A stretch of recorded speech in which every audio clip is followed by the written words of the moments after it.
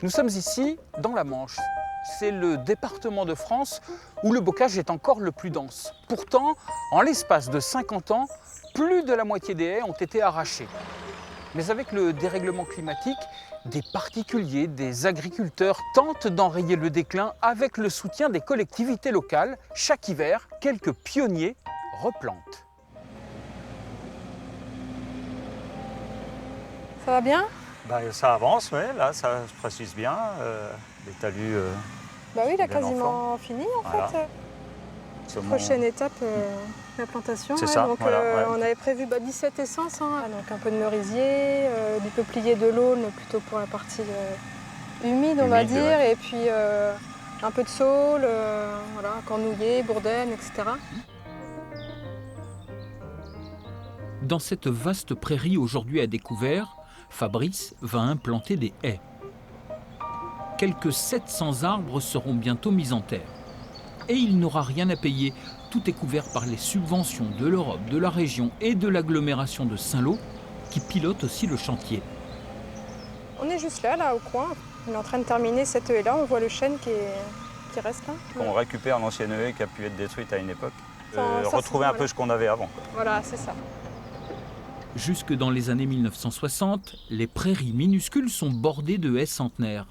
20 ans plus tard, il ne reste qu'une parcelle, 5 hectares d'un seul tenant. Mais à la mauvaise saison, les chevaux pataugent. 15 jours de pluie d'hiver, début d'hiver, l'année dernière, le terrain était inexploitable. Un réseau de mares et de fossés a donc été creusé.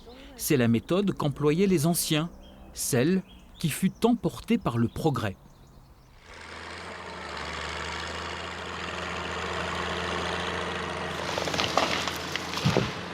Avant le remembrement, quelle était la moyenne des parcelles ici? La moyenne des parcelles était de 63 arts ici. Et maintenant? Et maintenant, elle est de 2 hectares 40. On peut aller dans n'importe quelle parcelle avec une moissonneuse-batteuse de 10 mètres de long. À mon avis, c'est le plus bel outil de travail qu'on puisse apporter aux cultivateurs. Aujourd'hui, quelques irréductibles demeurent attachés au bocage à l'ancienne, où les vaches normandes pâturent presque toute l'année dans une herbe grasse. De l'autre côté de la haie, le contraste est saisissant. Dans leur système à eux, la haie est plus une gêne qu'un avantage. Parce qu'ils font moins pâturer aussi. Voilà, il y a peut-être moins de pâturage aussi. Nous, dans les prairies, on voulait des haies pour la protection de l'ombre, de la biodiversité, des creux pour l'eau, pour faire pâturer plus longtemps, pour avoir une meilleure pousse d'herbe. Valentin et Anne-Sophie ont déjà replanté plus d'1 kilomètre de haies. Celle-ci a 2 ans d'âge. Viorne, prunier mirobolant, bourdaine. Là-bas, on a un cornouiller, noisetier. Et combien de temps faudra-t-il pour qu'elle atteigne l'âge adulte? Alors, l'âge adulte, en tout cas, pour qu'elle remplisse pleinement les fonctionnalités qu'on demande à une haie, il ne faut rien espérer avant 20 ans, quoi. En ces temps de dérèglement climatique avec notre temps qui s'emballe, pourquoi vous semble-t-il urgent de replanter? 1 kilomètre de haie, une haie en bon état peut stocker jusqu'à 100 tonnes de carbone.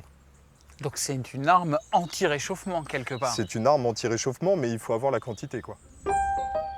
Dans le bocage normand, les talus boisés qui rythment le paysage sont un repère pour les oiseaux, les insectes. La haie est un réservoir de vie.